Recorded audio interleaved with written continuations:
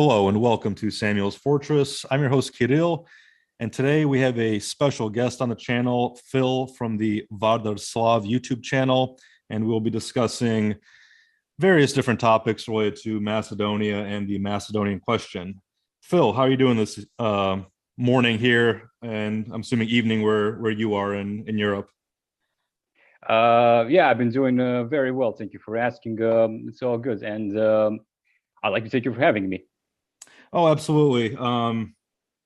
I came across your YouTube channel, must have been several months ago.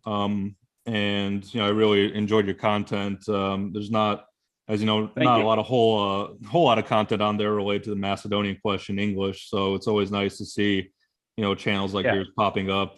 So I guess yeah, thank you. before Thank we you. start, for those who aren't familiar with your channel, it is called VardarSlav. I'll definitely post a link to it down below. But before we start kind of getting into some of the more, substantive topics, why don't you tell us a little bit about yourself, your channel, and I guess before we even get into that, for the audience, the reason why we're doing this as an audio only video or interview is, as you'll see on Phil's channel as well, it's his channel is audio only, and that's because he prefers to Yeah, be relatively anonymous. So maybe you can speak about that too. But why don't you tell us a little bit about yourself and your channel, and anything you kind of want to give an introduction on to the audience here? sure. So I have a YouTube channel called VardarSlav. It's a YouTube channel discussing anything about Macedonian history, and I've been starting doing podcasts. It's called VardarSlav Podcast, where I take a topic about Macedonian history and I discuss it in a sort of like a podcast video. It's a simple video, but it has like my audio recording in it, and sometimes I also post some links so people can read from the sources that I got. Otherwise, I also have like a few more videos that I just started about they're very simple videos about Macedonian history. When I started this like a project where I discuss the entire history of the Macedonians from the beginning to the end in different parts. It's a new project, but simple videos, and in general, it's about Macedonia. So yeah. Okay. And like I said, I mean, you choose to stay pretty anonymous, and I don't blame you for that. It is a Yeah. controversial topic, the Macedonian question, all that.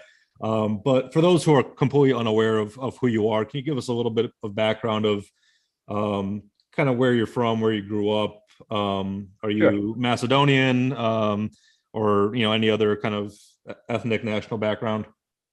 Sure. So here's the thing. I was born in Serbia, or at the time it was called Federal Republic of Yugoslavia. I spent most of my life in there.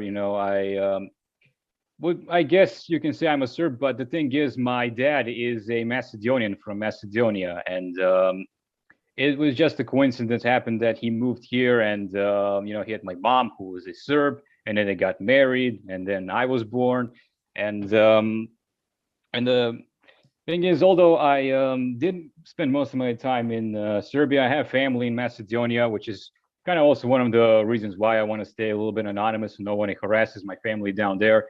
Sure. And I kept like in touch. I have grandparents there and a lot of family, and so I wasn't completely disjointed from like my Macedonian side, and eventually when I went back in like 2019, I got interested in history. I mean, I didn't get really into history before. I wasn't that interested, but as I got older, I got more interested in what's going on in the world, and I think history plays a big part in that because it's constantly brought up as to why some country is in the position it is today, or whatever. And soon as I started like getting more interested in history, and then went on reading the history about Macedonia, I discovered some of the things that nobody told me before, and so I wanted to make sort of like my own YouTube channel where I kind of make simple videos where I can sort of like educate people on who the Macedonians are, because this kind of like the content that I would want to watch when when I younger, I would kind of like want to watch that sort of content. So and yeah, it's kind of basically just my own motives for starting a channel. I also love watching, YouTube videos and all that, and I enjoy making them, and that's also a little bit like a hobby to me. Sure. So just to kind of go back a little bit, you said you grew up in Serbia, Yeah. even though your dad is Macedonian and you have family in Macedonia. When you were growing up, did you consider yourself, kind of like half Macedonian, half Serbian, or just Serbian? Yeah. What was your kind of ethnic self-consciousness, if you will, when you were growing up? I consider myself both. Yeah, like you said, half Macedonian, half Serbian. Because I was born in Serbia and spent most of my life in there. I guess I gravitated more towards, Serbia, and Serbian is my mother language, and I guess I kind of like you can say it, and I'm also more like close to Serbian. But if you were to ask me personally, I'd say I'm a bit, half Serbian, half Macedonian, and it's basically who I am. I don't really bring that up too much. I really don't Sure. care if somebody says I'm a Macedonian or I'm a Serbian or something in between. It doesn't really matter to me. But yeah, I actually am proud to be both a Serbian and Macedonian. And I'm just curious, and we don't have to get into too personal questions if you don't want to, but when you were Sure. growing up, did you speak like Serbian or Macedonian at home? Like your dad's Macedonian, so would you speak to him in Macedonian, or would you guys speak like Serbian between you and your dad? Serbian. Okay. I speak in Serbian. The thing is, my dad speaks Serbian very well. You couldn't actually tell that he's a Macedonian. He blended in so well. So yeah. So did you speak Macedonian at all growing up, or just Serbian? I speak Macedonian with my family in Macedonia, or at least Okay. I try to.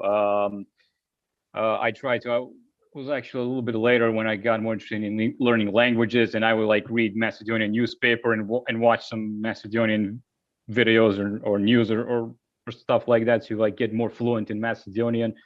But Okay, so I tried. So you didn't speak Macedonian at all growing up, pretty much. Just a little bit, yeah. Okay. Interesting. So kind of, growing up, like you said, you're kind of half Macedonian, half Serbian. Did you kind of view the Macedonians and the Serbs as kind of the same people, similar people? Was in your mind the connection between Macedonians and Serbians?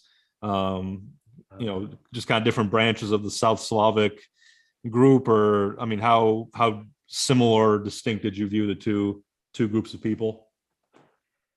Well, the thing is, I never viewed Serbs and Macedonians as exactly the same, but very similar.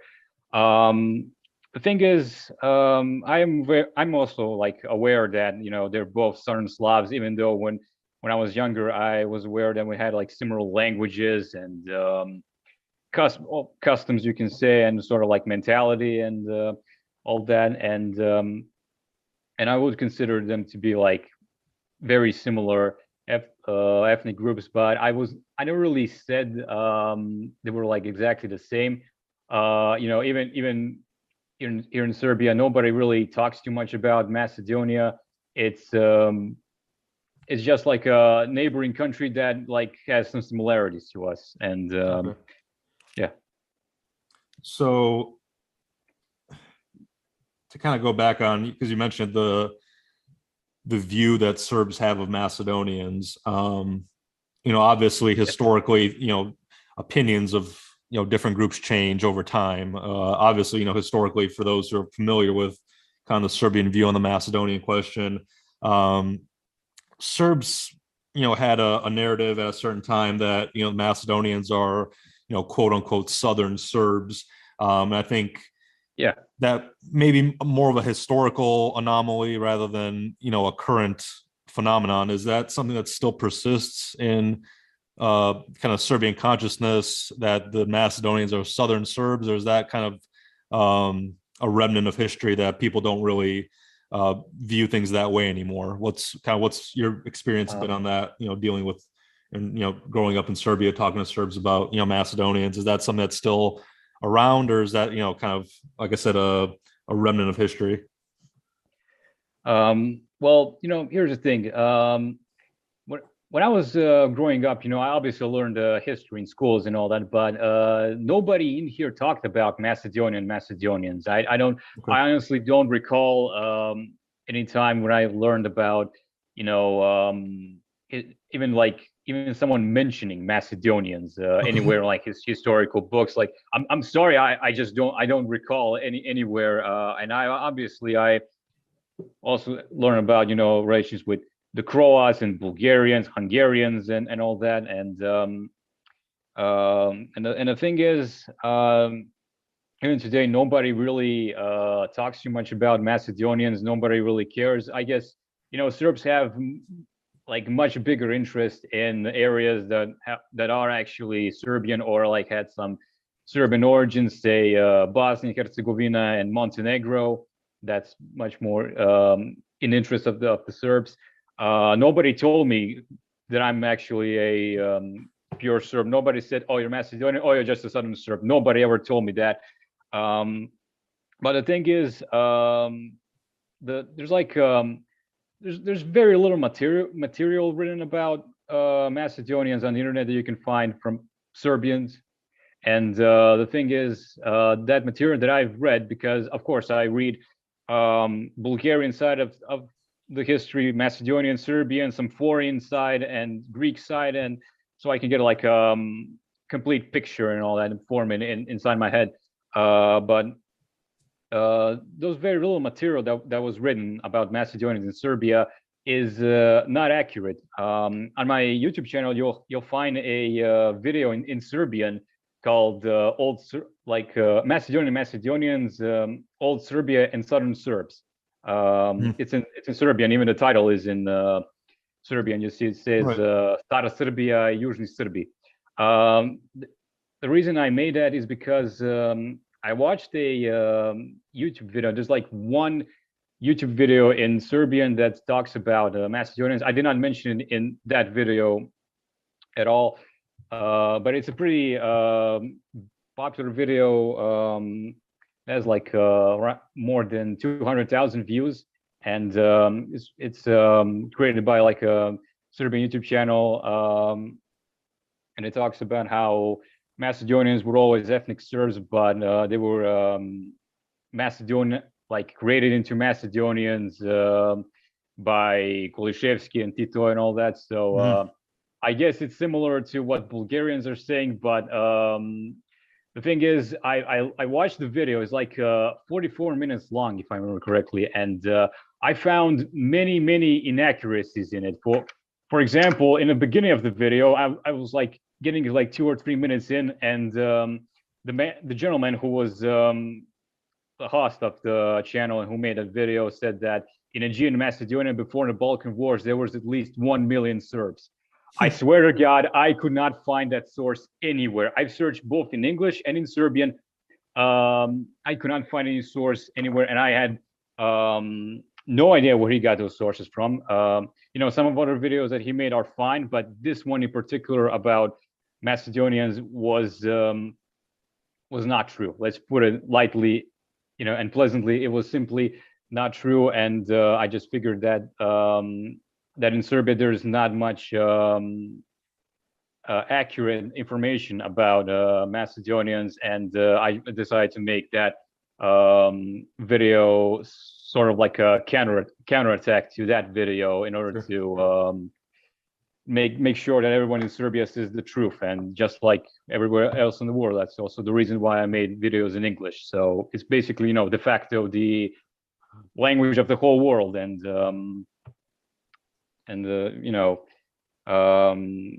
some did like my content. Some were not very happy about it. Sure. But I can't lie to myself. History is history, and I'm just making that for educational purposes. I believe just like one Serb from Montenegro said his name was Petar Petrović Njegoš, and he said the one who is ashamed of his ancestry will rust forever. Right. So, and it's interesting you mentioned that video. I haven't seen it, the one you were just referencing, but I have seen, over the past maybe several months, year or two, few different videos from Serbian historians and academics regarding kind of Macedonian history, the Macedonian question, and it seems that I don't know if this is a new phenomenon or not, but it kind of seems like there's more Serbs coming out, kind of acknowledging the more objective history of Macedonia, the kind of, pre-1945 Bulgarian roots of the, modern Macedonian ethnicity. Is this something you've noticed too? And I don't know the names of the, historians or academics off the top of my head that, I've watched a few different videos, interviews and stuff like that. Yeah. Is that something you've noticed too, that Serbians are more kind of open and willing to discuss more kind of the, objective history of Macedonia? Is that something you've kind of seen as well? Yeah. And the thing is, nobody really has much of a agenda. Nobody really has that much. It's not like anyone wants to make any more claims on the Macedonians anymore. I mean, sure, you'll find every once in a while some guy on the internet saying that Macedonians are Southern Serbs, even today speaking. But today, considering that Serbs have much more interest in Montenegro and in Bosnia, and also there's the disputed area of Kosovo and Metohija, and Macedonia is like no longer in that interest. So there's no really reason to kind of flip the history or flip the narrative a little bit. And it's not surprising that a lot of Serbs have seen history the way that it is, and it's simply objective history, and quite honestly, it's not even that hard to figure out the truth. Simply anyone who has the internet, anyone who can just look up documents and all that, can just determine the truth, and there's no reason for Serbs to lie to themselves, and but yeah, it's like it's a little bit like how do I say, like a battle that Bulgaria is also winning even in Serbia, so to say. Sure. And I guess that was my kind of perspective or perception of the Serbian attitude towards Macedonia in recent years. I mean, it's not like in the past where, Serbia maybe had some direct territorial ambitions in Macedonia and so forth. I think, like you said, from what I can tell, Serbs are much more concerned with what's going on, recently, obviously, like the church dispute in Montenegro, the ongoing dispute in Kosovo. I see recently there's kind of some more developments going on with Republika Srpska in Bosnia. So I think Serbs, to me, seem like they're more preoccupied with areas that contain ethnic Serbs or more kind of directly tied to historical Serbian lands, as opposed to Macedonia. I think that chapter of history is probably closed for the Serbs. Obviously, there's still the church dispute between the Serbian Orthodox Church and the Macedonian Orthodox Church. But other than that, I think it doesn't seem to me like the Serbs really have any ambitions towards Macedonia in the 21st century and going forward. So what's you said that the Serbs really don't have much of or they don't really think about Macedonia too much. I think that's kind of how you phrase it. It's not really part of their consciousness day to day. What's the Serbian attitude towards Bulgaria? Is that maybe kind of in the same boat? Is that like something they don't really think about? Obviously, there's not a whole lot of disputes between Serbia and Bulgaria as of maybe even the past century or so, certainly since World War II and whatnot. So what is the Serbian attitude towards Bulgaria? Is it kind of the same thing as Macedonia, just kind of they don't really think about it, or is it a little bit different? Well, this is generally a problem what I've seen based on the current veto that Bulgaria has imposed on Macedonia with joining the European Union. It's like a general problem, and also unfortunately it's present in Serbia, and that's that nobody really has much of an understanding for Bulgaria as to why Macedonia is so important to Bulgaria. Like you've seen sometimes that I think there was like a Polish politician saying that Bulgaria is acting recklessly with the veto and all that, Right. And there's like there's not much understanding for Bulgaria, and unfortunately in Serbia it's also the case. For example, you know how Bulgaria tried to take Macedonia during the Second Balkan War, First World War, and the Second World War. Right. Unfortunately, when I was growing up and I was learning about that, that was also just sort of like presented as sort of like a territorial gains and nothing more than that. Like it was only later on when I discovered the connection between Macedonians and Bulgarians, when I just found out that Bulgarians were simply trying to reclaim their own people, basically. Right. And nobody really has that much of an understanding there. It's kind of like, why are Bulgarians so annoying with Macedonia? Like why is there gold in there? Like why are you constantly claiming Macedonia? Just leave them alone and all that. And Yeah, and that's I don't mean to cut you off, but I mean I've I know Serbs, personally. I've been friends with Serbs here in the United States for pretty much my whole life. There's a lot of Serbs where I live, and I can attest to that a lot of, I would say, if not all Serbs that I've met really just don't understand what Bulgaria's concerns are in Macedonia. They don't really understand the Bulgarian perspective. Obviously, if one were to say, why are the Serbs concerned with Bosnia?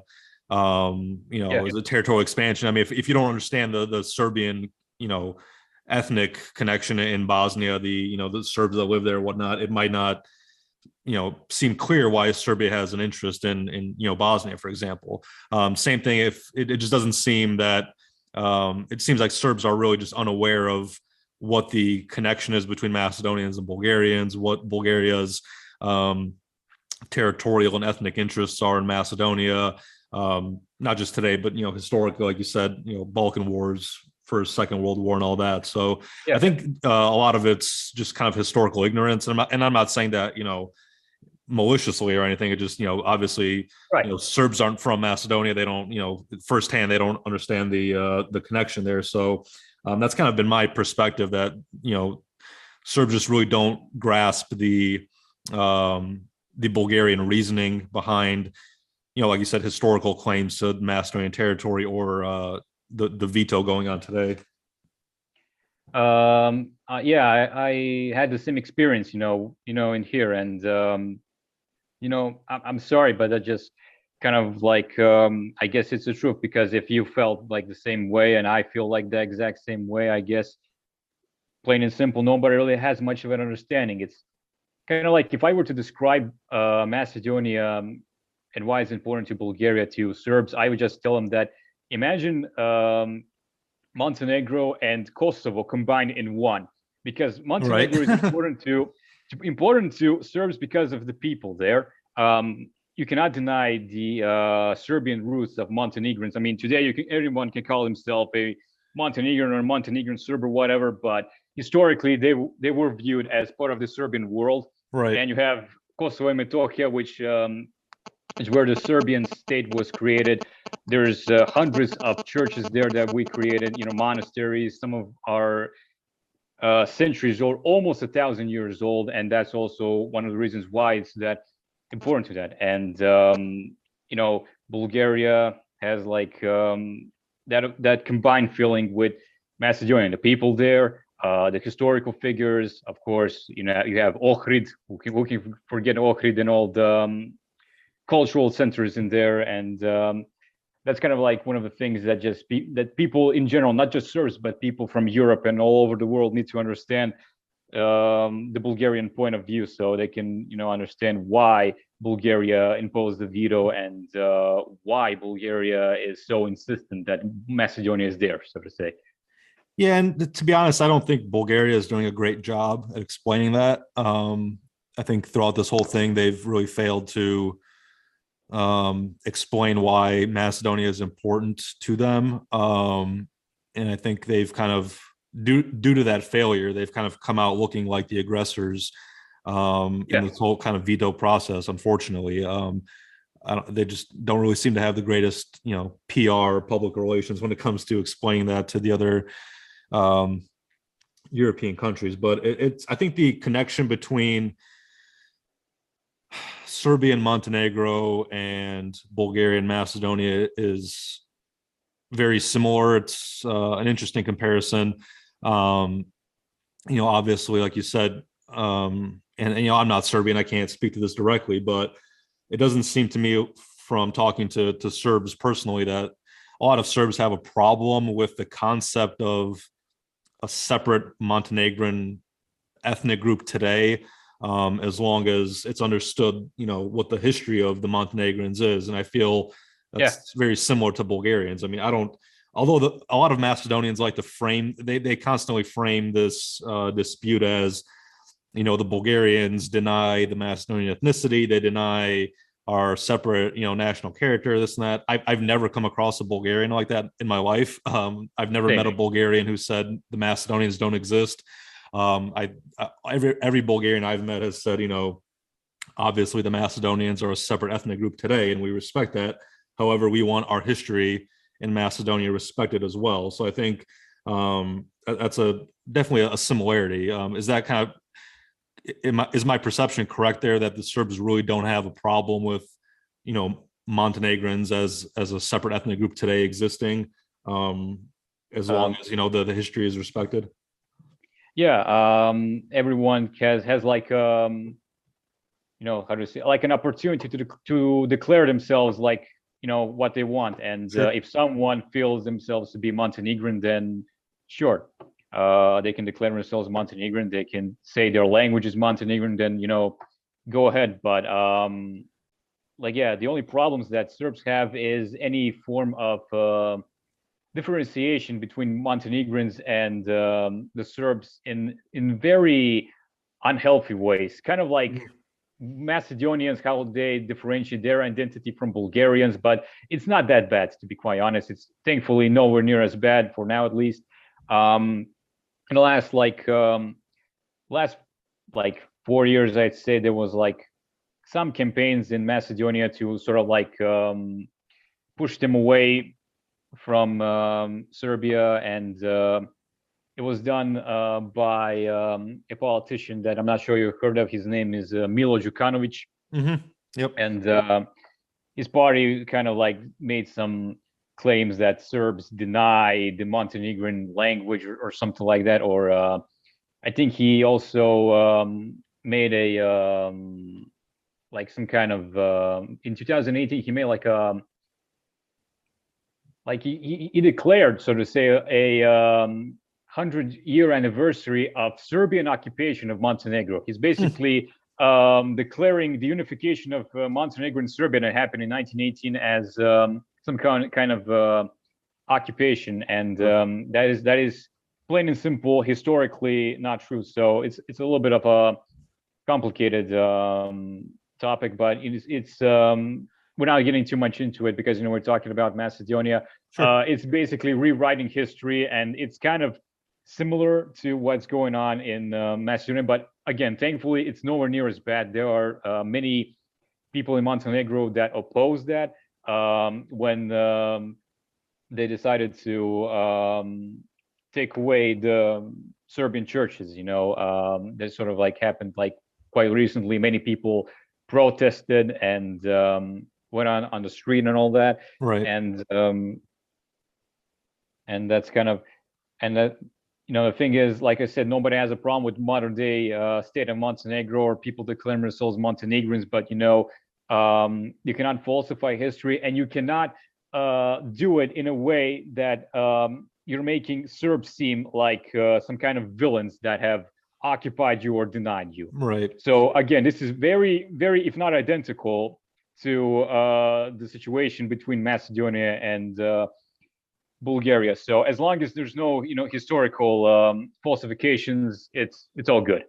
Right. And I think I guess my biggest problem with a lot of the Macedonian narrative is, and I guess again, this is a similarity with Montenegro, is the need for these newer, you could say newer nations or newer states to kind of artificially age themselves. There seems to be some sort of shame or something. I don't really understand it, but I mean, I understand it. I don't, I identify with that line of thinking, but this view that unless our nation has existed for thousands of years, then it's somehow illegitimate. There's like some sort of perceived illegitimacy to having a young nation. I mean, nations have, emerged from history throughout all periods of time. Some nations are much older than others, and there's nothing wrong with, admitting that, your nation is newer than, an older nation, or has grown out of a different nation or ethnic group. For example, I don't know I've used this example in the past, but I don't know of a single American who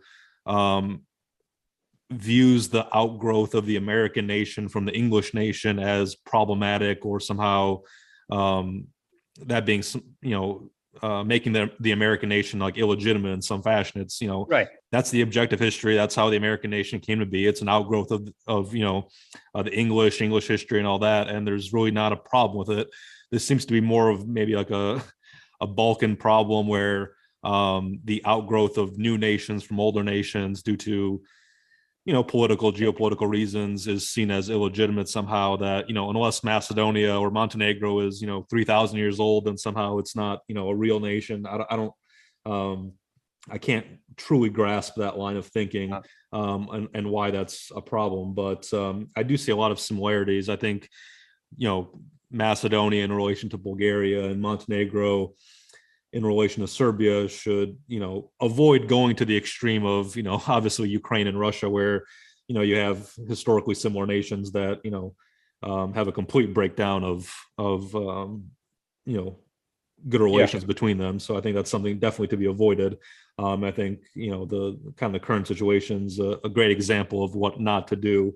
But let's kind of get back more, historical terms, I guess, regarding Macedonia and Serbia. Sure. Obviously, and this might be something that you and I don't know, we might disagree, might agree on this, but let me just ask you, I guess, first, what do you view as the role of Serbia, again, kind of starting in maybe the 19th century going forward, as playing, well, I guess, what is Serbia's role in the Macedonian question? Obviously, if you watch my videos, historically, I'm a bit critical of Belgrade's role when it comes to, interfering in Macedonia, again, late 19th, early 20th century. Honestly, so am I. Okay.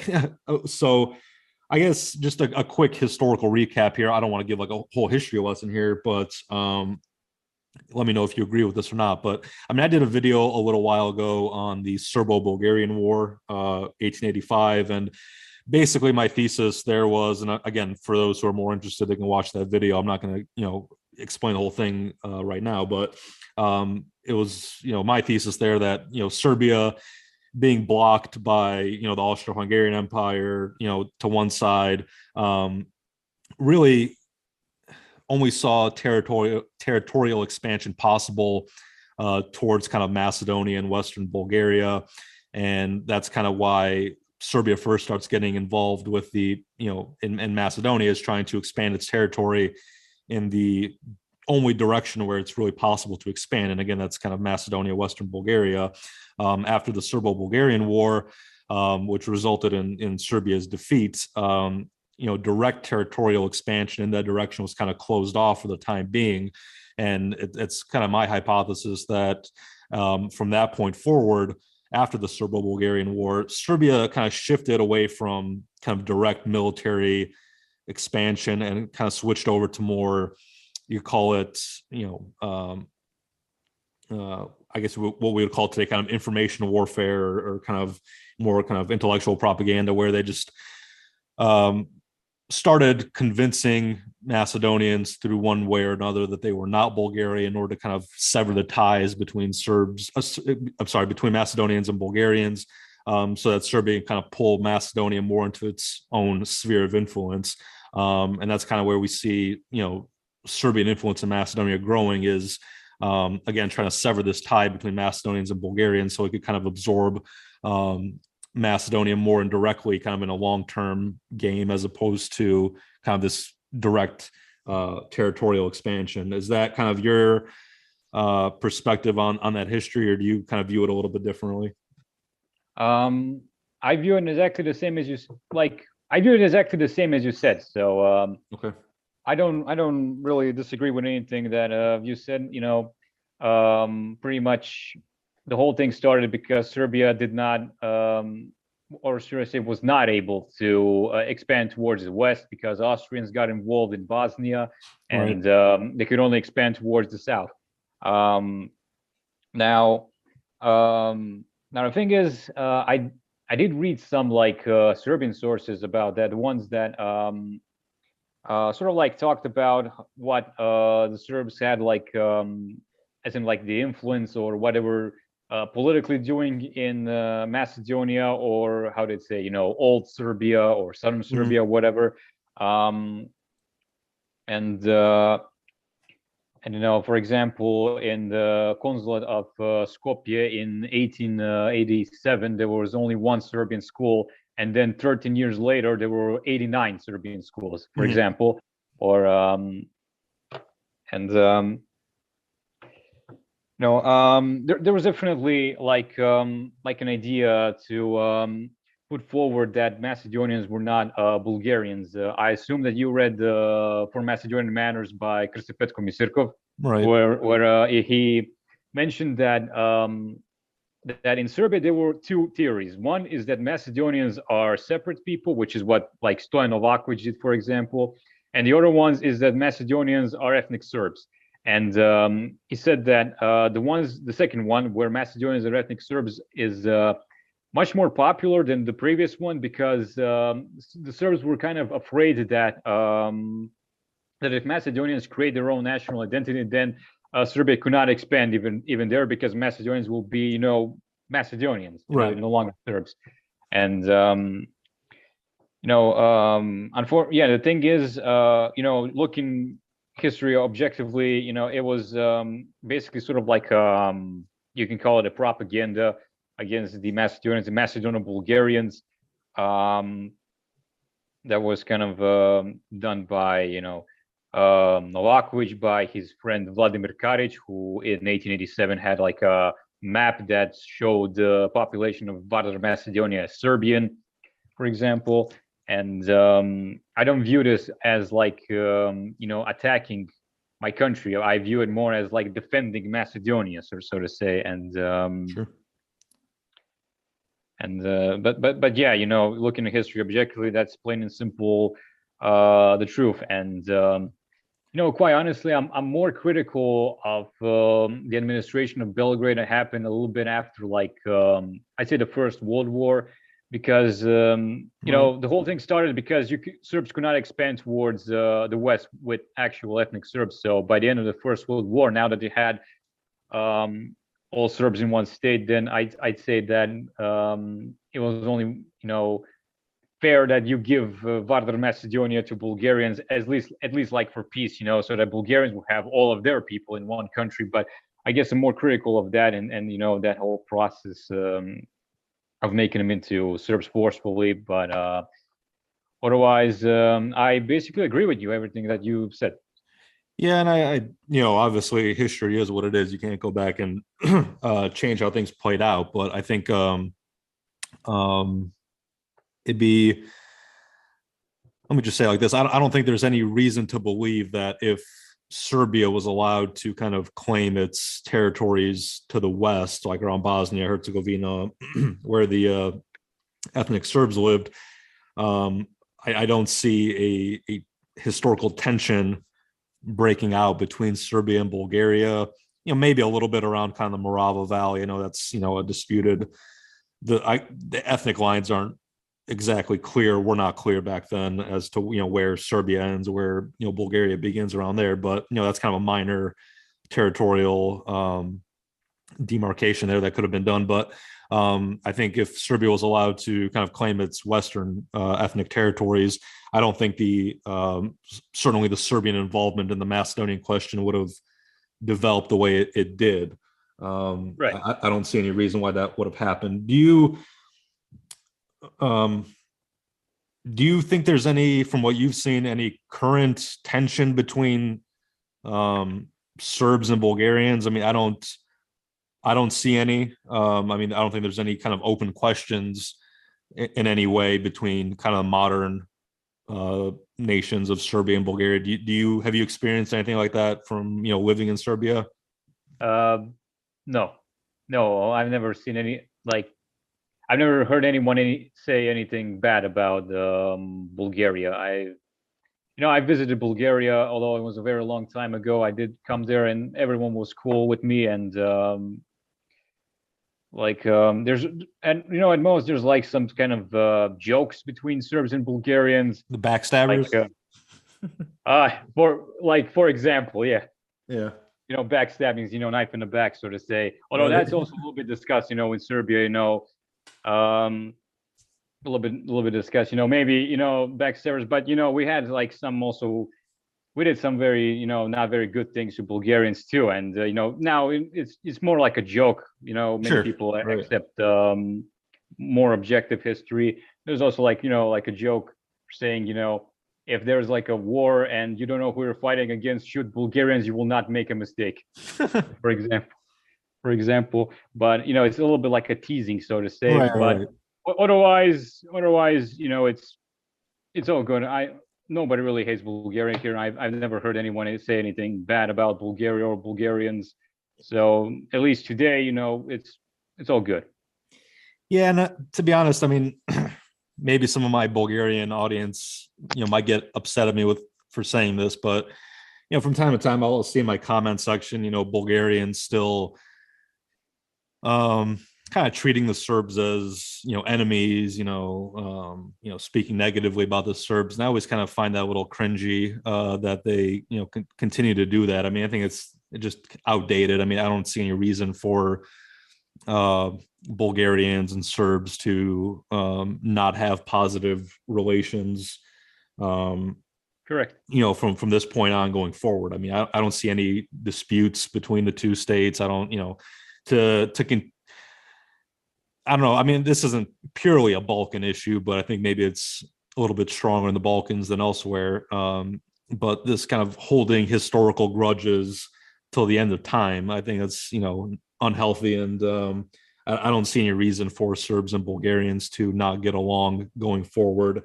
So I always kind of find it a little, like I said, kind of cringy when, I see Bulgarians treating either Serbs or Greeks as, these eternal enemies and so forth. I think there's some, positive developments. For example, I don't know how much you kind of pay attention to things like this, but I'm sure you're aware of Hungary, Poland, Czechoslovakia have like that Visegrad group, the Visegrad Four. I think recently you have, the Craiova group, which I kind of consider the Southern Visegrad, Serbia, Bulgaria, Romania, Greece, kind of trying to improve different, relations in terms of, infrastructure, various types of infrastructure, stuff like that. I know they're trying to, trying to make closer bonds. And I think they're even, putting in like a joint bid for the 2030, world or the, FIFA World Cup to, host the World Cup together and all that kind of stuff. So I think it's positive that, some of these historical grudges just be kind of buried and, we, put all that stuff behind and, move forward with more healthy relationship between the, Balkan states. I don't see any reason to hold kind of historical grudges forever. I don't know what your thoughts are on that, but that's kind of how I feel about the whole thing. I don't disagree with you. There's like a saying in Serbia that goes, "Forgive but don't forget." Sure. So know your history, but at the same time, holding historical grudges, doesn't help anybody for that matter. I don't really see any point in like treating anyone as your enemies. Like, not only do we not go forward, but at the same time, Balkans have seen enough death and suffering and wars, and Right. nobody really wants that again. Nobody. It's just we cannot like go back there. We should just go forward. And at least I'm glad that relations between Serbia and Bulgaria, for example, are pretty good today. There are some things that can be worked on upon. Sure, Sure. like show Serbs the history side, show Bulgarians more that Serbian side of the history and all that, and sort of like make an objective history and then sort of bury the axis, so to say, once and for all. And it's a little bit, it can be worked on a little bit, but overall today, relations is pretty good. Yeah, and I guess that's both of us have obviously we have YouTube channels, and I think um, the YouTube comments section, especially when it comes to Balkan history, is um, kind of a sewer. If I'm being honest, I mean, I think if you were just kind I of go agree. through a lot of comment sections on channels that discuss the things that we do, it really there's really a poor reflection on the inter-Balkan relations, you could say. I feel like that, our types of channels are really kind of a bug lamp for every kind of schizo in the Balkans to come and just kind of spread their nonsense. I mean, I love the button on YouTube where you could just ban people from your comment section. I know some people don't do that. They just kind of let people spread whatever garbage they want. But I mean, I think that's one of the more negative aspects of kind of, you can say, Balkan YouTube, is that there's these kind of weirdos and fringe elements who just come in and they try to spoil the positive developments that are occurring between different Balkan states. I mean, it's really, I don't know how much of it's trolling, how much people are actually being serious, but for example, I'll get Greeks in my comment section who are pretty nasty, and they'll be trolling and all that kind of stuff. But then if I go to my email account, I get Greeks all the time who pay me compliments and say positive things, that they enjoy my channel and all that. So I think kind of long story short, I think a lot of the YouTube comment sections when it comes to Balkan history is more detrimental than it is beneficial. I think a lot of times if people just spend too much time, whether it's YouTube, Twitter, Facebook, whatever, they can get a very negative perception of the relationship between modern Balkan peoples. I think it's like you said, one of the more damaging aspects is kind of holding these grudges and just kind of rehashing the same historical nonsense over and over again. So I think that's Right. something that should be avoided, is continuing to go down that line of negativity and always rehashing these elements. But let's kind of shift a little bit to I guess the Slav question. I mean, your channel is called VardarSlav. Yeah. Did you ever, when you were kind of going through Macedonian history, take any closer look at kind of the ancient stuff? I know kind of the ancient Macedonism, the antiquization stuff is it was more popular, I would say, a few years ago. I think it's kind of dying off as of recently. Is that something you ever kind of saw as legitimate, or did you always kind of view that as kind of a weird movement, this kind of Alexander the Great, ancient Macedonia stuff? Uh, I never believed it. Quite honestly, I've never believed in ancient Macedonism because it's very well known here that the Slavic migration happened like the 6th century. I still remember in school you have like Western Slavs, Eastern Slavs, and Southern Slavs. and the ancient Macedonians lived, much longer before the arrival of the Slavs, and it didn't, all of a sudden make much sense to me that we have so much of a connection between ancient Macedonians and the modern Macedonians, or should I say that connection in a way that the Macedonians are trying to like portray like that direct descendants of ancient Macedonians, um, and how do I say this? How do I put it this way? Um, it I never understood it. Quite honestly, I never understood it. I did hear it. I remember growing up, I remember hearing it that biggest Macedonians are like Philip II and Alexander the Great, but I never believed it even back then. It just didn't make much sense to me. Yeah, and a lot of the Serbs who I've talked to over, the course of my life, they've always, I mean, they don't make a point of, making it public if you don't ask them, but if you kind of ask them, hey, what do you think about the whole ancient Macedonia stuff, they all think it's kind of ridiculous, to be honest. Is there any similar, I guess, historical movement, or however you want to put it, in Serbia that kind of denies the Slavic character of the people, the Slavic, migrations in the early Middle Ages? Is there kind of like an antiquization amongst the Serbs? I mean, I know, I guess this might be another thing that some of the Bulgarians get upset with me with, but I don't really put much into the kind of Thracian theories that a lot of Bulgarians believe. And I'm not, and again, this is something I guess people misunderstand. I'm not saying that there's no genetic or even cultural connection. I mean, obviously there was some intermingling between the Slavs when they arrived and the kind of Romanized indigenous populations, whether they be Illyrians, ancient Macedonians, Paeonians, Thracians, Dacians, whatever. There obviously there was some remnants of those people. I think the history of kind of late antiquity, early Middle Ages shows that the Balkans were quite depopulated due to barbarian Gothic raids in the centuries before the Slavs got there.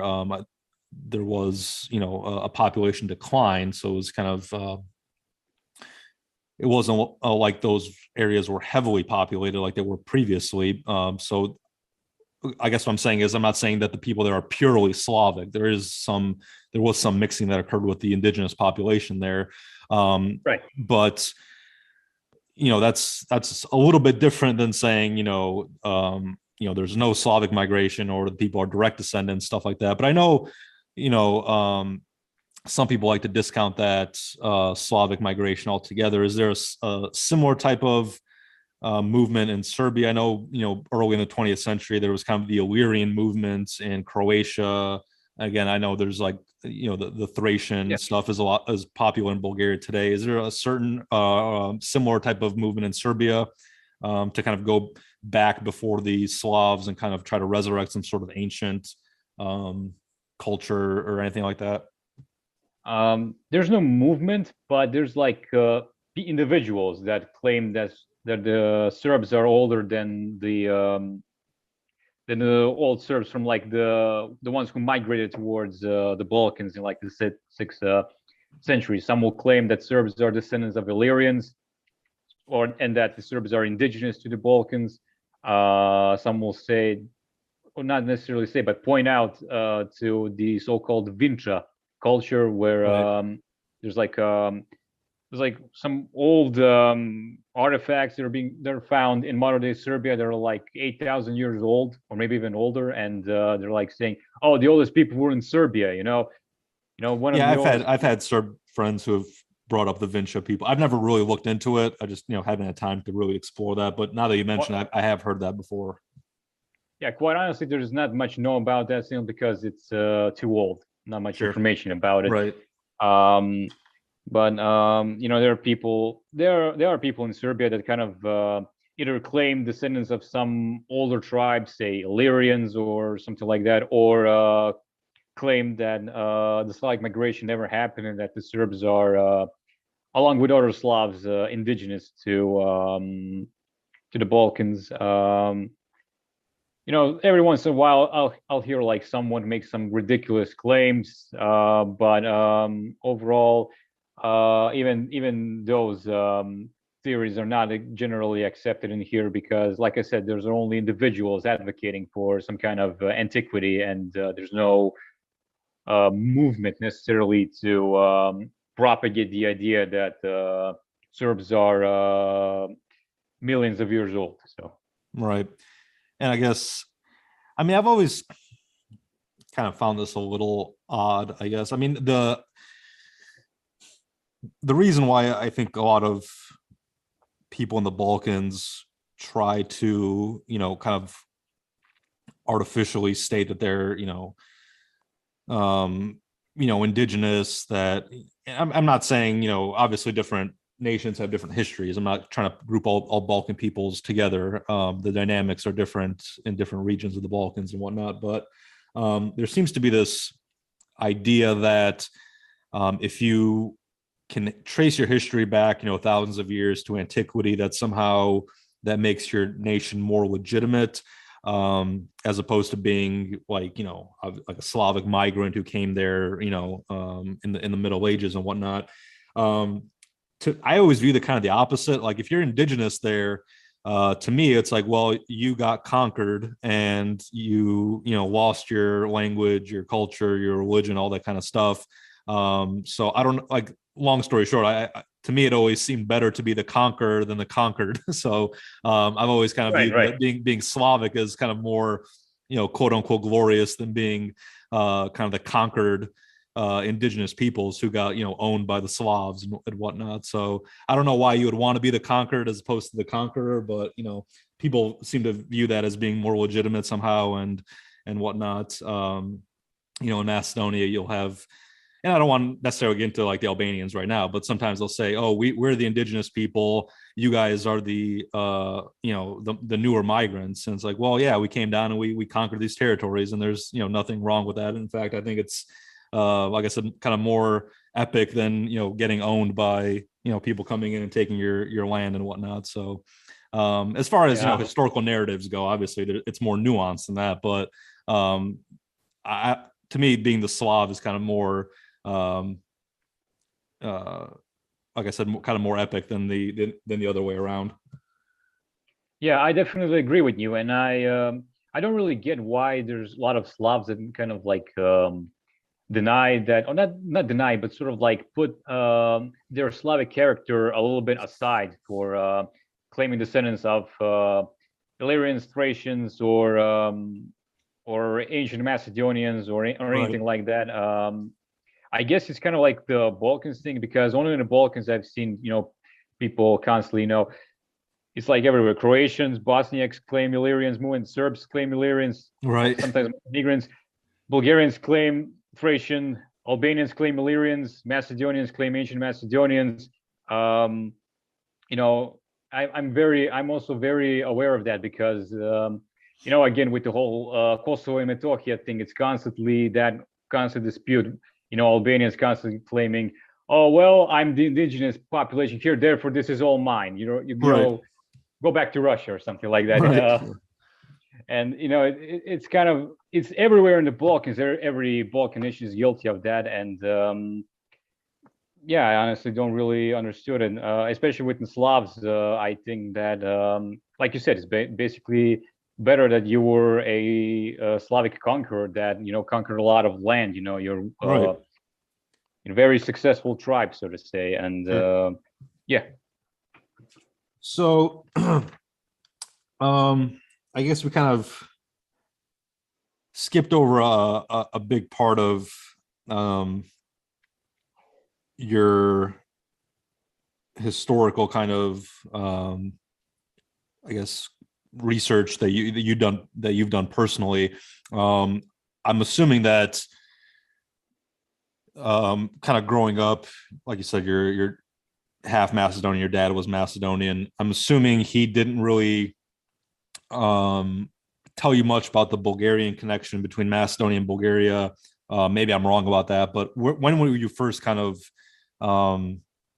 aware of that connection, and when did you first start exploring kind of the Bulgarian history of Macedonia? Well, before I start, I want to say that my dad, unfortunately, even today, does not necessarily see the connection with Bulgarian. That's something I kind of discovered on my own. Sure. The thing is, when I was, it was like a couple of years ago. It wasn't that much long ago. Um, I was researching Serbian history more, mostly the modern Serbian history from the 19th and 20th century. There's constantly that discussions, about the Serbs in First World War, Second World War, 1990 Yugoslav wars, and I also wanted to kind of look everything, um, from my own perspective, sort of like to see what was actually going on, to Sure. discover anything. And I came to the interwar period and the assassination of King Alexander done by Vladimir, and I read it and I'm like, oh, cool! It's like an internal Macedonian revolution organization. This is great. I'm finally gonna see about what Macedonians are like, and then I look up information about Vladimir and I see that he was a Bulgarian. Like, Right. Bulgarian in Macedonian organization. That's interesting, and I wasn't even planning to like get too much into reading Macedonian history just yet, but that caught my eye a little bit, and I even asked my dad what like, is he Macedonian or Bulgarian, because I see Macedonian, Bulgarians claim he's Bulgarian, and he's like, well, that's just how it goes. We claim he's ours, they claim he's theirs, and I found it was a little bit odd, but um, you know, I then researched more into that organization to find out what it was about, because like I said, growing up, nobody told me much about Macedonia and Macedonian history, and I wanted to learn a little bit about myself, and that was when I got into that organization and all the people in it, like Christo Tatarchev, Dame Gruev, Goce Delchev, and so on and so on, Right. and every single one of them was a Bulgarian, and I'm just like, what's going on?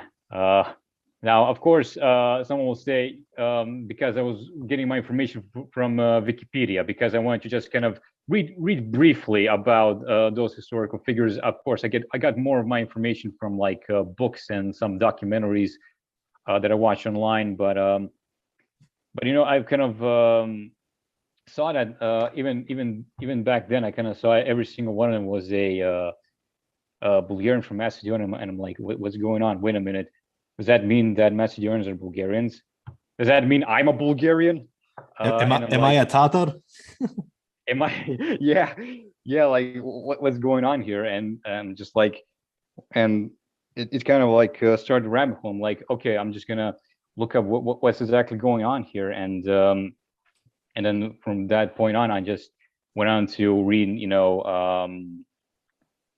anything that I can find, basically, to read books or ethnographic cards or censuses done by the Ottomans, documentaries. Of course, I researched the Macedonian side too, to make like an objective viewpoint. But as I was doing research, long story short, I just came to realize that there's like a connection between Bulgarians and Macedonians, and it is kind of my own fault for not getting into that like a bit earlier, but I do feel like kind of like I've been lied to a little bit, because up until that point, I viewed Bulgaria as like a good country and people, but it's like something so distant from me. Like, nobody ever like told me that I had like connection with Bulgaria. Nobody ever said that I had like some sort of like connection to it, and I felt like kind of a little bit robbed, so to say. It's kind of Right. like I described it in my first podcast. It's kind of like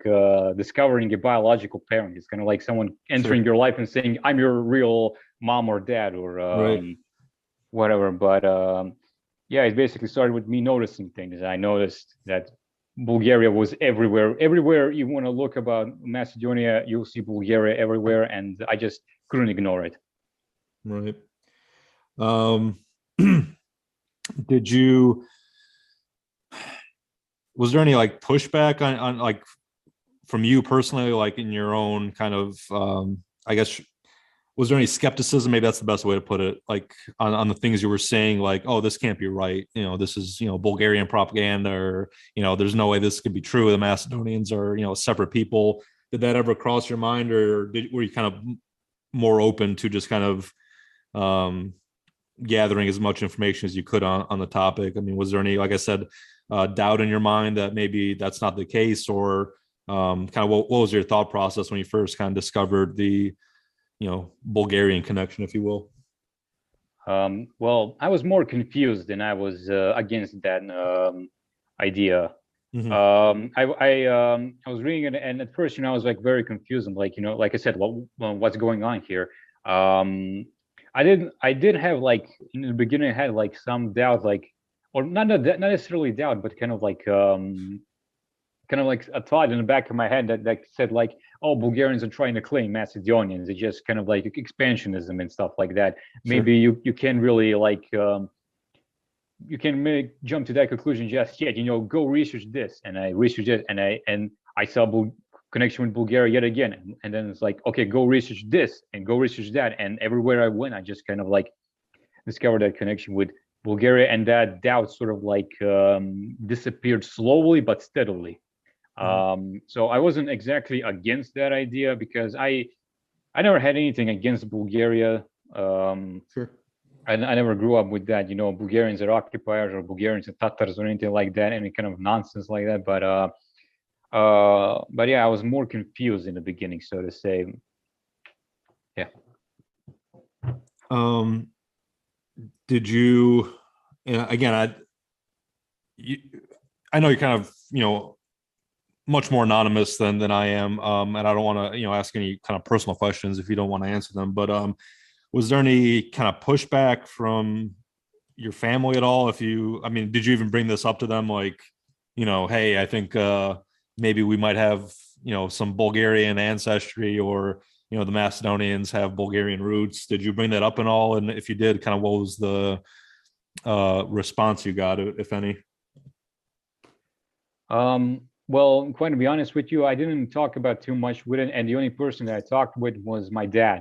Mm-hmm. And the reason why was because I went on to research, Macedonian sources, and I went to like Macedonian YouTube comment sections, Facebook comics section, and many Macedonians were against that idea. Many Macedonians view Right. Bulgarians as occupiers or Tatars. You get the idea. Right. And so, at first I was kind of like afraid to like discuss it, but at the same time, I sort of like was very curious, about myself, and I told my dad a little bit, like we were discussing. There was like I don't know if you remember, there was like this dispute of Goce-Delchev, whether Goce-Delchev was Bulgarian, Macedonian, and Oh, sure. we discussed it a little bit about that, and I sort of like jokingly told my dad, don't be surprised by that. Bulgarians claim that all Macedonians were Bulgarians, but were turned into Macedonians. And he's like, and he sarcastically said, "Yeah, right." So my dad doesn't hate Bulgaria. My dad doesn't hate Bulgarians, and all that, but he still kind of views Macedonians as like completely separate. And he did grew up in socialist Yugoslavia, so I assume he also views them as some kind of occupiers as well. Right. That whole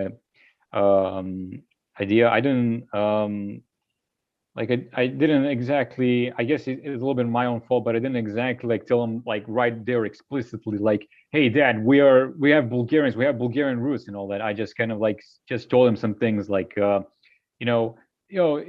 found the census here, it says like in this area, I don't know, they were all Bulgarians, why I don't know, like Macedonian or something like that. But he would kind of like deflected, so to say. I remember him telling me about my great grandfather who was born in the Empire, and he told me without me even asking him that in his birth certificate it said that he was a Bulgarian, and my dad admitted that, but my dad sort of like justified that, so to say, by claiming that that territory was only Ottoman territory on paper, and in practice it was controlled by Bulgarians, and Bulgarian administration said that all of them were Bulgarians, and sort of like claiming the people, so to say, and that's why it was written that he was a Bulgarian, like he's like so close but so far away at the same time. And Right. Yeah, I mean, I've kind of noticed the same thing with a lot of Macedonians. I mean, a lot of the justifications they'll give for certain things don't really make sense. Like, in the middle of the 19th century, why were, you know, Macedonians written down as Bulgarians? Why did they, fight for a Bulgarian exarchate church? And then, a lot of times they'll say, well, that was, like you said, they're being administered by the Bulgarians, even though there's no Bulgarian government at the time. There's no Bulgarian,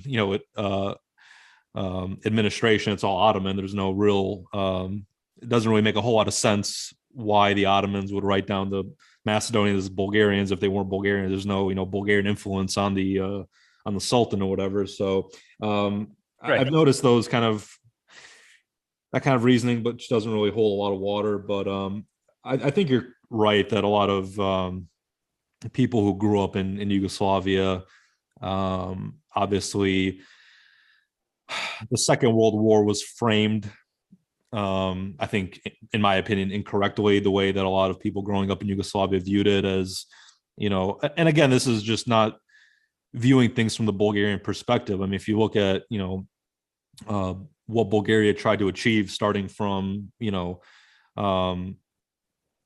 Treaty of San Stefano days all the way to World War II. I mean, they're just trying to, bring all the ethnic Bulgarians within their own border. And this is framed, especially in Yugoslavia, as an occupation, as an invasion, that they're, obviously today in Macedonia, you still have this rhetoric of, fascist occupiers, this and that, just kind of a refusal to even view it from the Bulgarian point of view.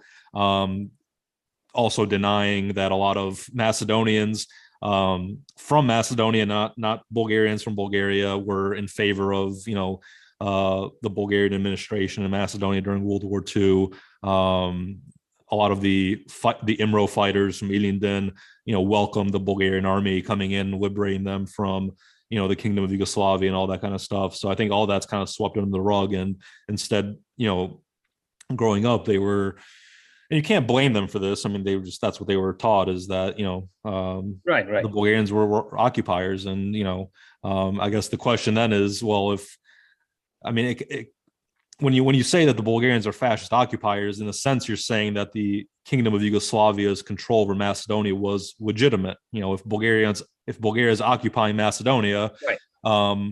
Then that means that, they're, disrupting the legitimate rule of Macedonia by Belgrade. And, in my opinion, it's kind of the other way around, where, Bulgaria liberated the Macedonians from rule by Belgrade. And again, this is not meant to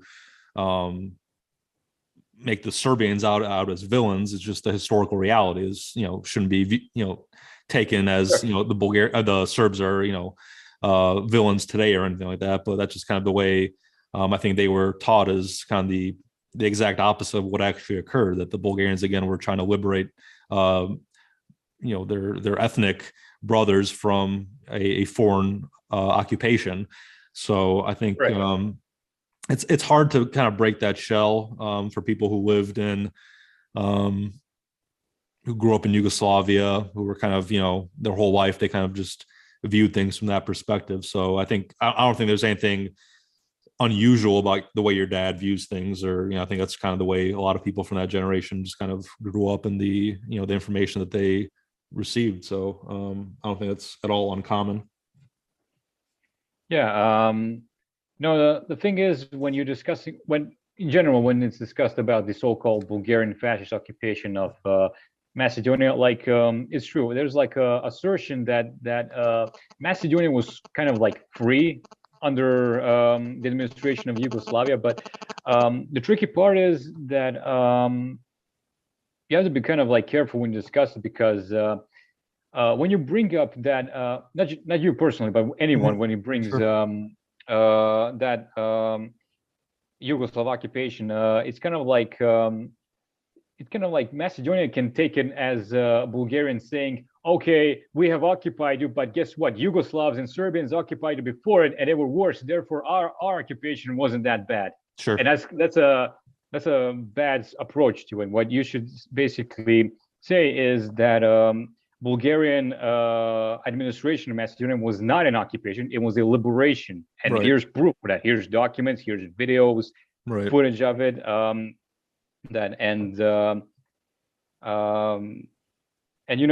thing is, a lot of at least from what I've noticed, Macedonians actually agreed that the period from 1930 to 1941 was a Serbian or a Yugoslav occupation, because that's kind of like the few things that Macedonians agree with Bulgarians, that Serbs were trying to kind of like Serbianize the Macedonians and all that. But again, you have to kind of like discuss it as separate and not just bring in sort of like whataboutism, but simply just Right.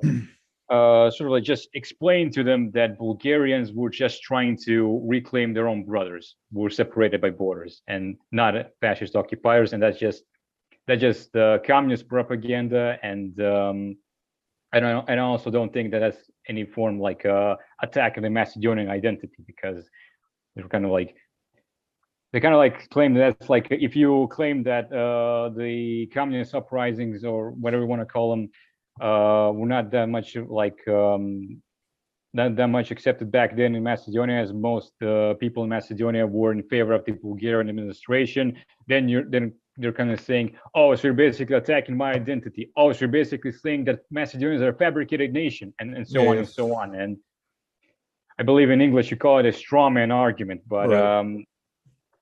yeah, that's all pretty much what I have to say about that.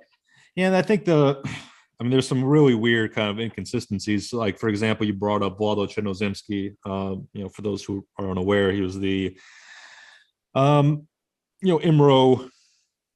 fighter, assassin, however you want to put it, who assassinated King Alexander of Yugoslavia, the Serbian king, in the city of Marseille in 1934. And obviously, Vlado Chernozemski was part of the Internal Macedonian Revolutionary Organization, and a lot of Macedonians who are anti-Bulgarian will kind of view him as a hero, which is very strange to me because first of all, he carried out that assassination on the orders of Ivan Mikhailov, who a lot of Macedonians view as a traitor, as an enemy, as some sort of villain. So there's a bit of an inconsistency there. On top of that, I'm sure if obviously Vlado Chernozemski died during that assassination in 1934, but I'm sure if he was alive in 1941, he would not have viewed Bulgaria's entry into Macedonia as an occupation. I'm sure he would have viewed it as a liberation. So it's kind of weird that a lot of Macedonians view him as a hero, even though he was, again, a soldier of Ivan Mikhailov and would have certainly been pro-Bulgarian during the Second World War. So there's a lot of inconsistencies like that. But speaking of Ivan Mikhailov in the interwar period, I noticed, on your profile picture on YouTube for your channel, there's a red and black flag of the IMRO kind of imposed over a photo of Ivan Mikhailov. Given that you're a Serbian, do you, how do I want to put this? Do you view that as kind of a clash a bit, that, on the one hand, you kind of seem to have some sympathies with the IMRO, with Ivan Mikhailov and all that, but at the same time, I mean, they were, especially the interwar IMRO under Mihailov's control, was very anti-Serbian. Obviously, a lot of assassinations of Serbian officials. Obviously, the Serbian king as well. Yeah. Is there? How do you kind of put those two things together? You're, being an ethnic Serb, at least to an extent. Growing up in Serbia, speaking Serbian, having, I'm assuming, loyalty to the Republic of Serbia, and on the other hand, having kind of historical sympathies to the IMRO. Yeah. Well, first of all, I don't really. I think at first some of the viewers might be confused because yesterday I changed it to some other flag that I created. I created like a beautiful flag. So, but it's not because of the some kind of Mikhailov's sort of, I don't want to put Mikhailov being against the Serbian state. But the thing is.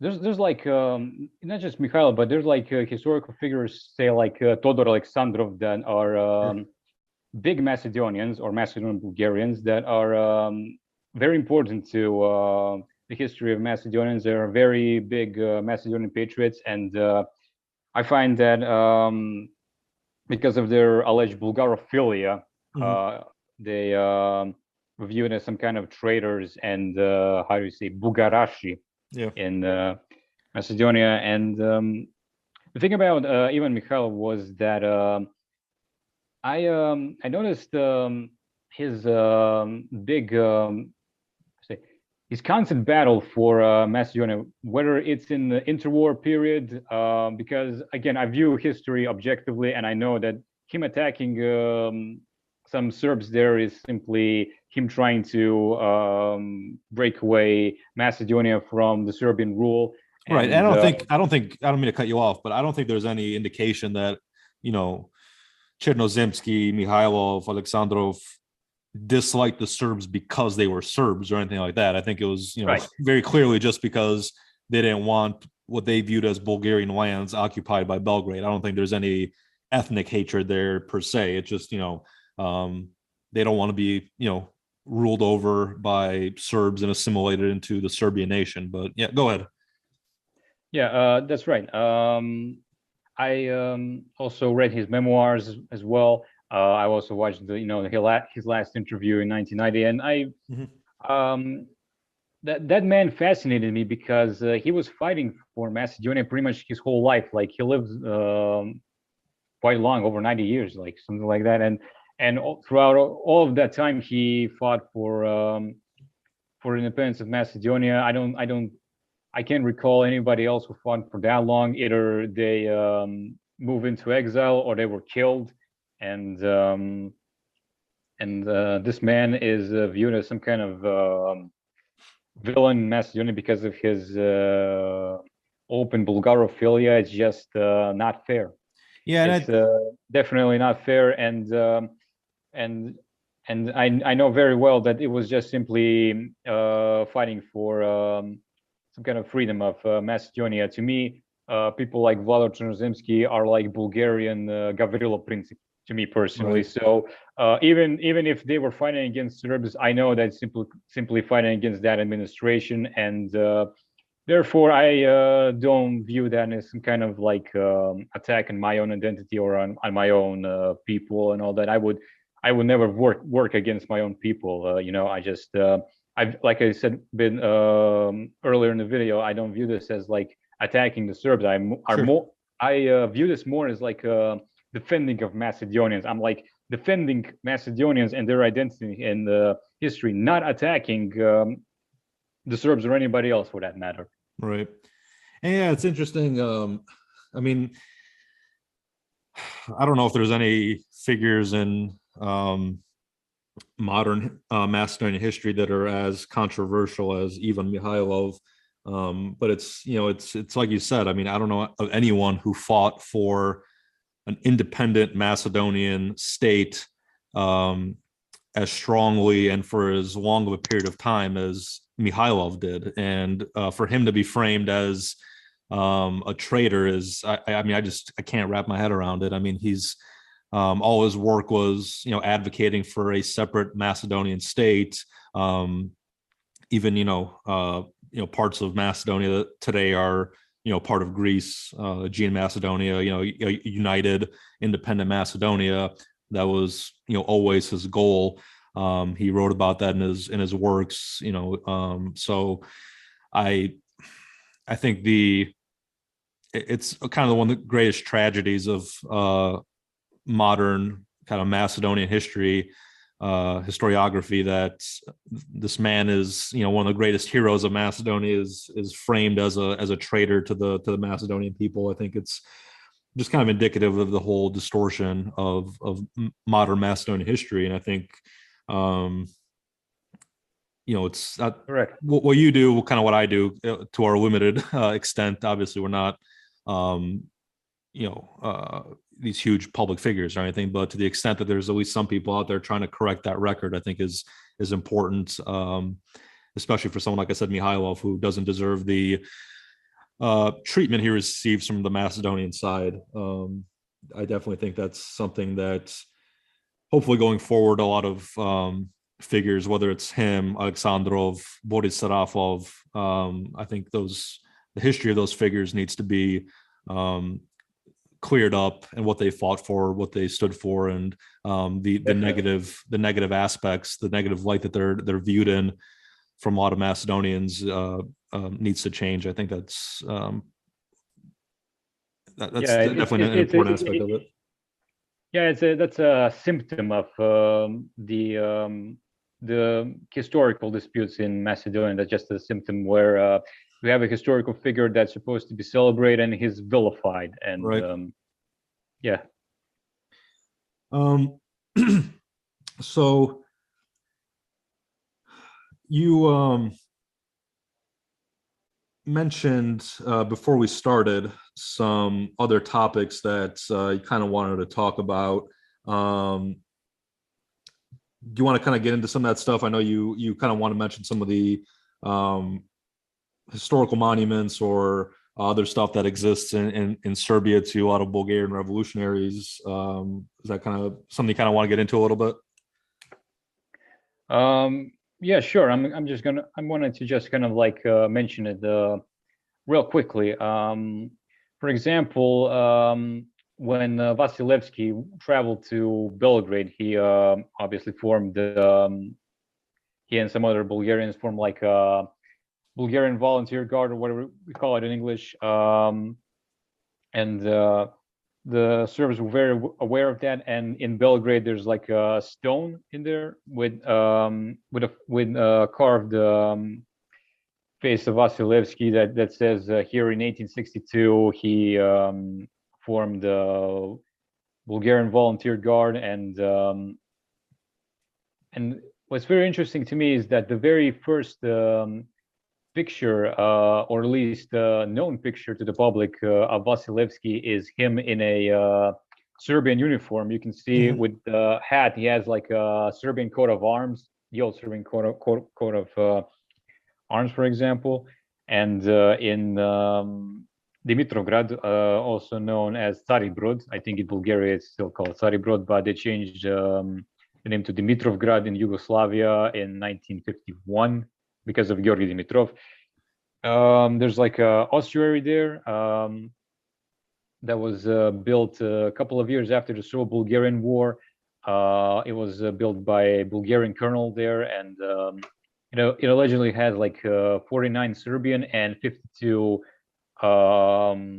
Bulgarian soldiers there, and they were all put there. And there's like a inscription or something we want to call it in Serbian and in Bulgarian that says here in 1885 Serbs and Bulgarians died in brotherly wars here, eternal glory to them, or something like that. And the most interesting topic or not topic but like fact that I want to say is that this war was actually very unpopular in Serbia, so much so that a famous Serbian writer and a journalist who worked for a Serbian newspaper named Branislav Nušić wrote a sort of like a humoristic poem in 1887 where he criticized King Milan when after his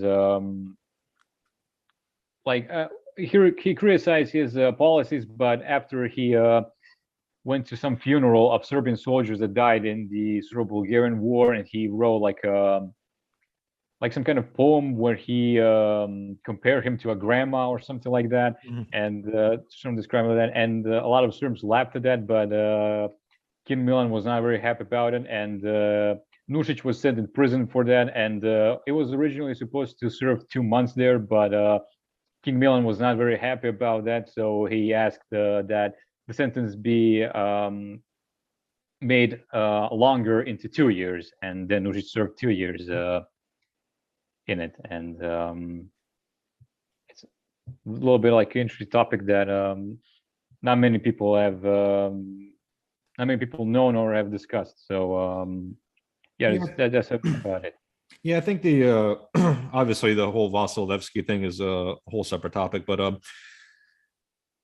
I think it's kind of tragic the way the things played out between Serbs, Bulgarians. I think this might be a little controversial from maybe some of the Bulgarian audience, but I mean, in objective terms, I mean, there's really not a whole lot of difference. I mean, obviously, like our nations have different histories, different medieval histories, different churches, different rulers, different empires, stuff like that. But at the end of the day, I mean, there's really not a whole lot of difference between Bulgarians, Macedonians, Serbs, Montenegrins.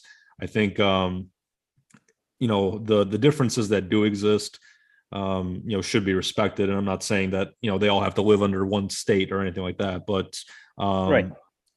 at the end of the day, they're all southern Slavs from the Balkans, Orthodox Christians, very similar histories, very similar mentalities, customs, cuisines, all that kind of stuff. And I think it's probably beneficial to start working back towards a perspective or an attitude that starts seeing us closer as brotherly nations, as opposed to these historical enemies or whatnot. That's why, like I said earlier, I think the sooner we can kind of put the whole backstabber, 1885, World War I, whatever it may be, this bringing up these topics that should be kind of buried. Not that we obviously that we can't talk about them or remember them, but to view this as some sort of barrier to the modern nations coming together and having normal brotherly relations with one another, not just Montenegrins and Serbs or Bulgarians and Macedonians, but all four modern nations together. I think that's kind of a more beneficial perspective on it. Like I said, I personally don't view a whole lot of difference between those kind of four modern nations. So I think there was a period of time, whether it was in the days of Rakovsky, Levski, where this was kind of more understood, maybe prior to the more late 19th century, early 20th century conflicts between those nations that kind of spoiled that mood. But I think at the end of the day, that's probably the right direction to move in, is to, like you said, kind of bury the hatchet and start rebuilding a lot of those brotherly ties between these nations that, at the end of the day, like I said, really don't have much difference when it comes to even language, history, culture, custom, all that kind of stuff. I don't know if you would agree with me on that, but absolutely. I definitely agree with you with that. And of course, there are some differences, between Bulgarians and Serbs and all that. Sure. But at the end of the day, I believe that maybe it's my personal bias because of my mixed background, but I kind of believe that a lot of the conflict between the two nations simply was bad luck, as you can see, whether it was with the Congress of Berlin or something like that. It's kind of like a lot of the more I research it, the more I realize that it could have been avoided. The more that it could have been avoided. There was even like an opportunity to like rebuild those brotherly relationship in like the first Balkan War, and unfortunately, Second Balkan War happened, and that's kind of like one of the most complicated, maybe even the most complicated topic between Serbia and Bulgaria is that agreement between them, because both of them.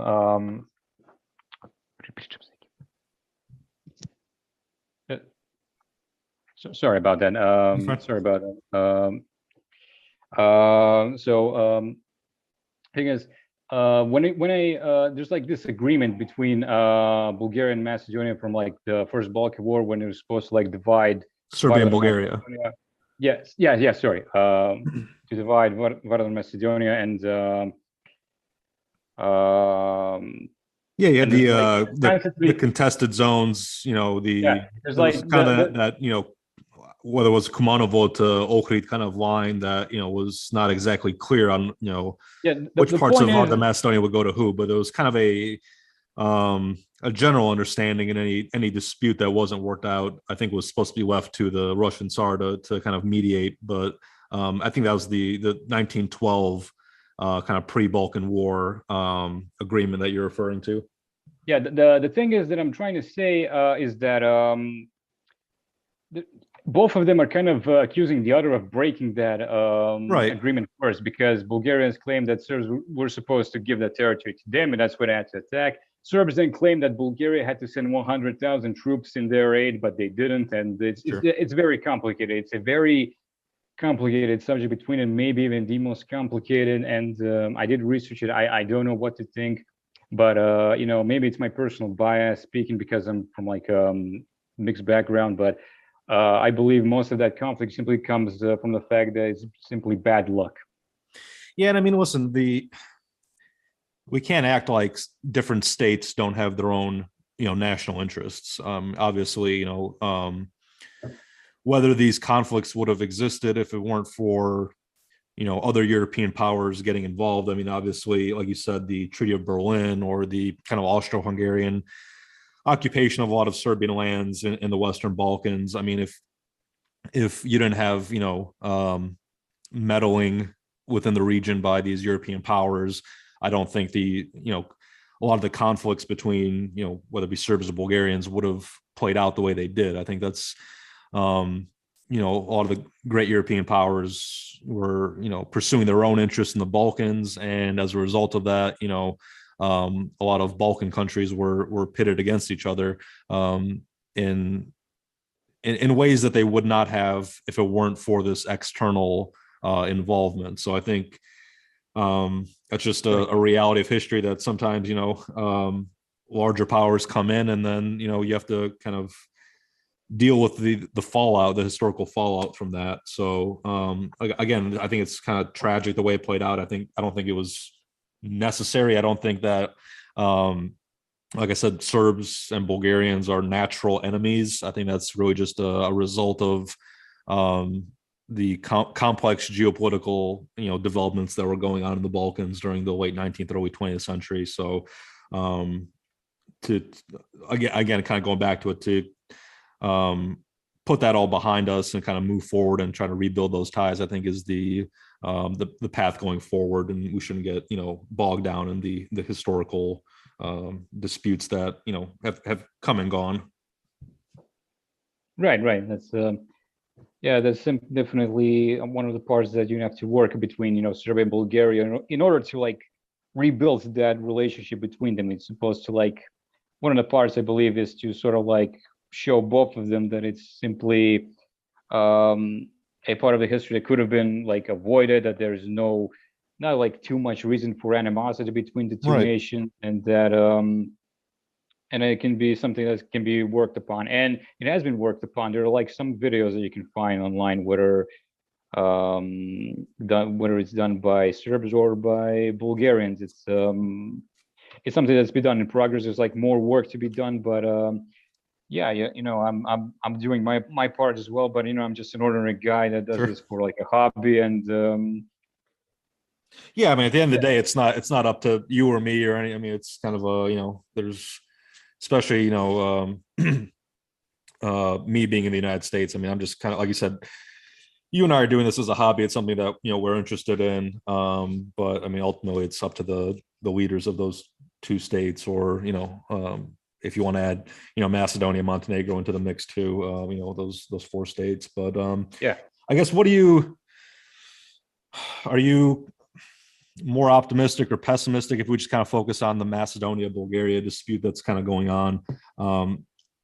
How do you see all this playing out? Do you think that the animosity that's currently going on between those two people is going to get better? Do you think it's going to get worse? How do you see the whole like EU veto thing playing out? What are your views on all of that? Well, firstly, I am actually quite optimistic about it. I believe that one day all the hatches will be buried, and that the relationship between Macedonia and Bulgaria will rebuild to be positive. I also believe that one day most of Macedonians will see objective history, and just accept its historical reality that it has. Now, there's a lot of work to be done, and it will take a while, but I believe that the newer generations the ones that didn't, grew up in Yugoslavia, for example, will most likely be more open to accept its historical reality. And yeah, I'm optimistic, but it will take a while. And as for the veto, you know, I guess I understand why Macedonians are upset that Bulgaria vetoed them, but again, they have to understand Bulgarian position. Everyone has to understand Bulgaria's position and to simply know that it was necessary. Macedonia could no longer continue to rewrite, history, and there's simply a dispute between the two countries that has to be solved, and hopefully will be solved soon. I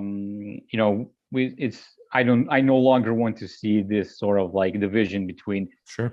Macedonia and Bulgaria and some kind of historical falsifications and all that. So I do believe that at the end of the day, it was necessary for Bulgaria to veto. And just to just to clarify, I mean, when we say for Macedonians, our goal is that they view history objectively.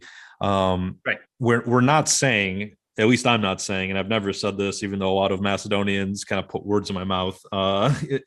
No one's saying that Macedonians should go back to viewing themselves as ethnic Bulgarians. I mean, I don't think that's going to happen. I think that's, that part of history is long gone. What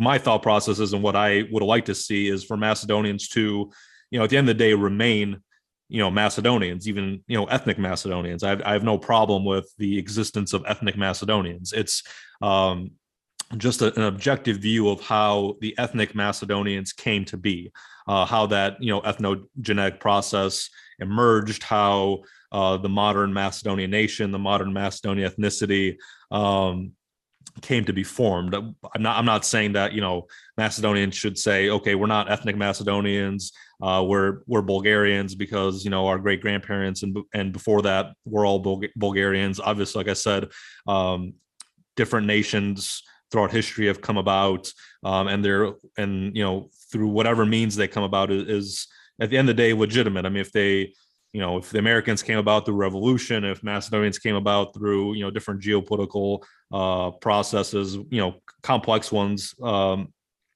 nonetheless, they came out as a separate ethnic group, and that, that should be respected. I'm not saying that, the ethnic Macedonian data needs to cease to exist or anything like that.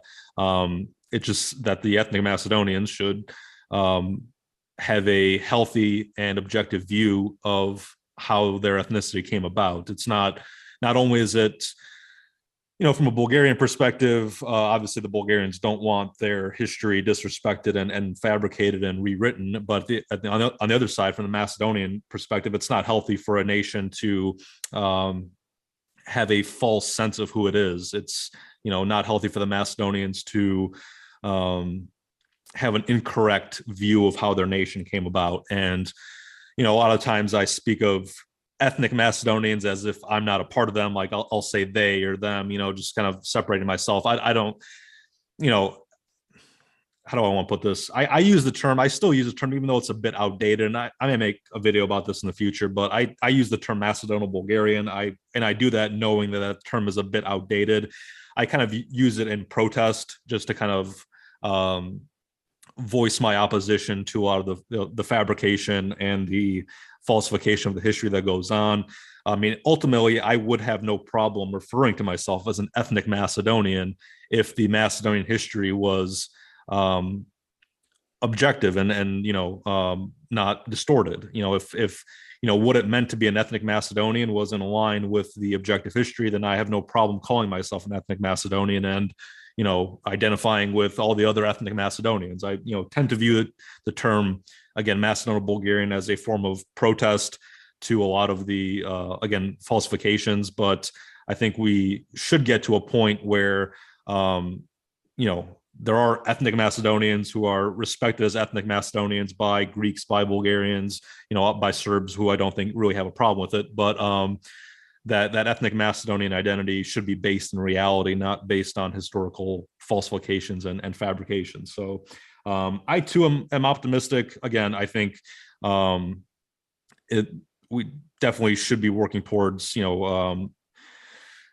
demolishing a lot of those fabrications and false histories. But at the same time, I'm optimistic that the ethnic Macedonians will, over time, kind of do away with a lot of those false mythologies and come to respect their own history and view things objectively. So I think you and I kind of are on the same page as far as that's concerned. Yeah, and we're also on the same page when it comes to the Macedonian identity. I never told anyone that he's not Macedonian but just a Bulgarian. Right.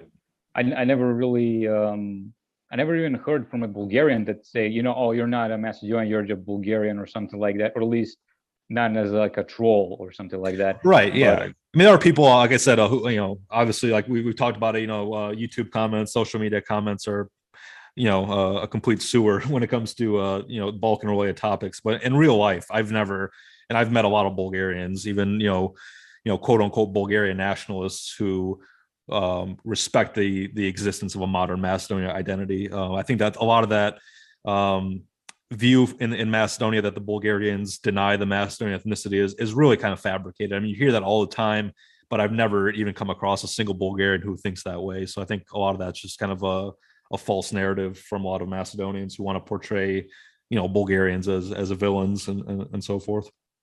Yeah, definitely. When you like trying to like break their bubble, like so to say, they're immediately jumping to some kind of conclusions that you never even said nor implied. Right. Or like something like, well, I believe we have connection with Bulgaria, and they immediately say, oh, so you're basically saying we're a fabricated creation. Is that what you're saying? Right. No, I'm not saying that. That's just not true. I'm just saying our historical reality. And if you want to call yourself Macedonian, then that's great. I call myself Macedonian. I don't really have to point out my Bulgarianness, but Sure. yeah. I mean, day to day, I mean, here in the United States, I mean, obviously I have a foreign name. If it weren't for my name, you couldn't tell me apart from an Anglo-American. I'm pretty much, a poster boy for American assimilation. But right.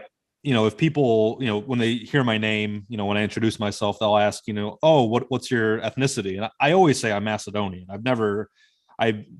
If someone, wants to dig deeper into that, oh, what's a Macedonian? Where are you from? What does that mean? I'll get into some of, the Bulgarian stuff if they're interested. But I mean, if someone simply asks me, what's your ancestry? What's your ethnicity? I don't think I've ever said I'm Bulgarian. I've always said, I'm Macedonian. So, I mean, I don't, again, I completely, take your position on that, you don't have to get into the whole history of it. I mean, the modern Macedonian ethnicity is what it is. I mean, it came about through certain historical processes, and, it's a reality today. We don't have to, definitely, deny that or deny the Bulgarian history. Just, view it objectively, and it is what it is. Yeah. All right, Phil. Is there any other topics that you want to talk about that we didn't get to, or anything else that you think we missed that we should cover? Quite honestly, I can't think of anything else. I think this is pretty much about it. I don't really have anything much to add for. I mean, if you have any more questions, then that's cool. Yeah, I think we cover enough. Obviously, you're always welcome back on the channel anytime you want. If you have some other topics in the future that you want to discuss, I'm sure my audience would be more than happy to have you back on and listen to some more conversations and all that. So I want to thank you Samuel's again. Fortress. What's that? I'm sorry. I said subscribe to Samuel's Fortress. Yes, definitely subscribe to Samuel's Fortress and subscribe to VardarSlav. Like I said, I'll put a link down below in the description to a lot of your to your channel. And I want to thank you again for coming on. I think it was a great discussion, especially viewing things from a Serbian perspective. I think that's we don't get a lot of that in the kind of current Macedonian, Bulgarian discussions, disputes, whatever you Right. want to call it. So I think it's refreshing to kind of hear from a Serb directly. A lot of times, we get a lot of caricatures on what the Serbs, think and this and that. So it's nice to actually kind of hear that directly from you and all that. So I want to thank you for coming on and giving us your perspective.